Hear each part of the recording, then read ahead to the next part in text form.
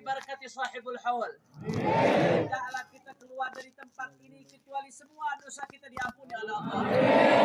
Yang sakit Allah angkat penyakitnya. Allah sehatkan badannya. Semua yang hadir dilapangkan rezekinya. Digabul hajat-hajatnya. Amin ya rabbal alamin. Ahibbail kiram, alhamdulillah. Pada malam hari ini kita sama-sama berkumpul. Tidak lain dan tidak bukan dalam rangka merayakan haul.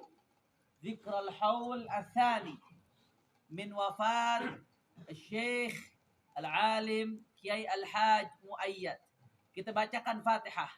Nas'alullah subhanahu wa ta'ala an yaghfir lahu wa yarhamhu wa yu'li darajatihi fil jannah. Amin. Wa yataghashahu bir rahmah wal maghfirah. Amin. Yudkhilhu al jannata bi rahmatihi. Wa yu'id alayna min barakatihi wa asrarihi wa anwarihi wa ulumihi wa nafahatihi. Fid din wad dunya wal akhirah bi sirril Fatihah.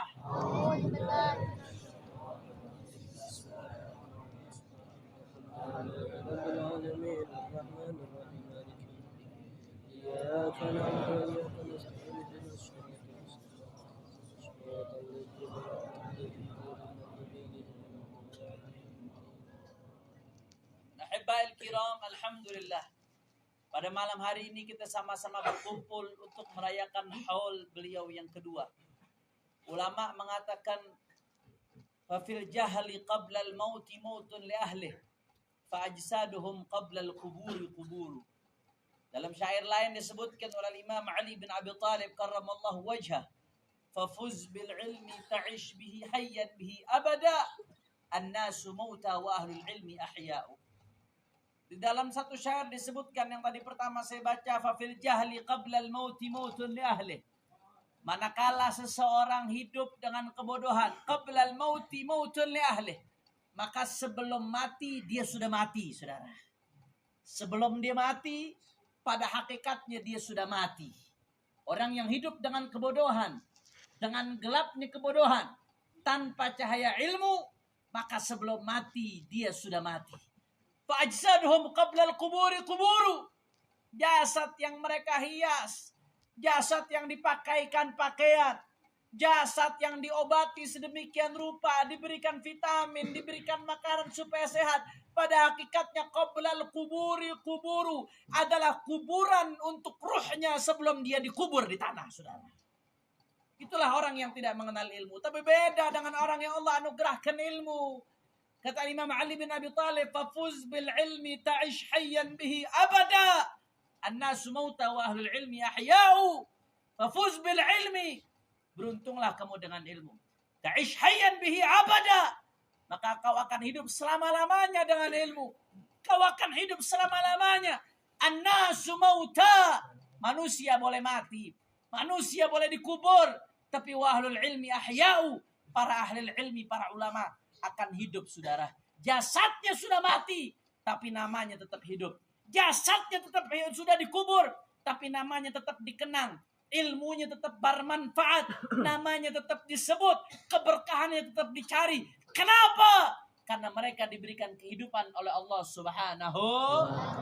Makanya alhamdulillah, mereka para ulama-ulama tidaklah mereka berkiprah, tidaklah mereka mengajar, tidaklah mereka bikin pesantren, tidaklah mereka bikin majelis ta'lim, kecuali untuk apa, saudara?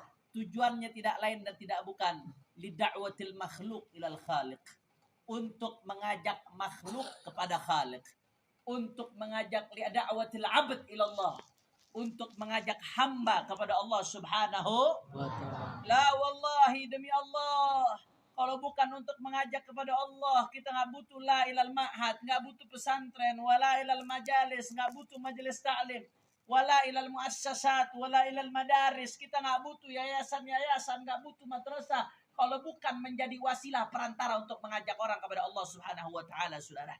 Mengajak orang kepada Allah, kepada Rasulullah, bukan kepada dirinya, bukan kepada ketokohannya, bukan kepada kelompoknya, bukan kepada golongannya, bukan kepada manusia, tapi mengajak orang kepada Allah Subhanahu. Jadi intinya intinya itu saudara, apapun modelnya, apapun metodenya, apapun bentuknya, tujuannya adalah mengajak orang kepada Allah Subhanahu. Makanya saya jadi teringat, kita ngaji sedikit malam hari ini, saya jadi teringat saudara, Abuya Sayyid Muhammad bin Ali bin Abbas Al-Maliki rahimahullah rahmatal abrar. Seorang ulama besar di Makkah Al-Mukarramah, Syekhu syuyukhina, guru dari guru-guru kami. Beliau adalah guru dari imam besar Sayyidil Walid Al-Habib Rizik Syihab. Beliau juga guru dari guru kami Al-Habib Hamid Al-Nagib bin Syekh Abu Bakar bin Salim. Beliau juga guru dari Kiai Haji Maimun Zubair dan ulama-ulama besar lainnya saudara. Seorang muhaddis, seorang allamah, imam ahli sunnati wal jamaati fi asrih. Saudara, Abuya Sayyid Muhammad bin Ali bin Abbas Al-Maliki punya kitab bicara soal dakwah kepada Allah. Beliau punya kitab yang judulnya Al-Qudwatul Hasanah fi Da'wati ila Allah. Al-Qudwatul Hasanah, suri tauladan yang baik fi Da'wati ila Allah, untuk mengajak kepada Allah Subhanahu. Di kitab tersebut saudara, beliau panjang lebar dari awal sampai akhir menjelaskan bagaimana pentingnya dalam dakwah kita meniru metodenya Sayyiduna Muhammad sallallahu alaihi wasallam. Karena kalau tidak meniru caranya Rasulullah, dakwah kita nggak akan pernah berhasil, saudara. Nggak akan pernah sukses. Tiruan yang sebenar-benarnya, panutan yang sebenar-benarnya adalah baginda Nabi besar Muhammad. Nah, di antara yang beliau bahas di kitab ini, saudara, Abuya Sayyid Muhammad membahas, di antara yang beliau bahas, kata beliau, ini yang penting untuk dipahami di zaman sekarang. Wa min ahammi asbabi tahiyati da'wati ilallah at-tarbiyatul amaliyah li ikhrajil alimid da'i al-ghayur. Lianna al-ilma bila ghairah jamidun la syu'ura fihi wa la ihsas. Kama anna al-ghairata wahdaha la tasluhu lil qiyadati wal riyadati wal irsyad. Fala yanbaghi an naqa' baina dhalik fa nadhi' baina 'alimin bila ghairatin wal ihtimamin li hurumatillah aw ghayurin jahilin la ilma indahu yudhillul muslimin aw kama qala. Kata Abuya Sayyid Muhammad bin Ali Al-Maliki, saudara, min ahammi asbabi tahiyati da'wati ilallah, termasuk yang paling penting, sebab yang harus dipersiapkan di dalam mempersiapkan dakwah kepada Allah Subhanahu wa ta'ala. Apa yang paling penting, saudara? At-tarbiyatul amaliyatu, pendidikan secara praktek, li ikhraj, untuk mencetak. Bagaimana yang harus dicetak oleh pesantren, oleh majelis, oleh kobong-kobong, oleh kiai-kiai? Bagaimana yang harus dicetak, saudara?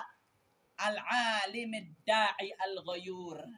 Yang ideal yang harus dicetak kriterianya, yang pertama harus alim. Yang pertama harus apa? Alim. Ngerti ilmu. Betul-betul dia belajar ilmu.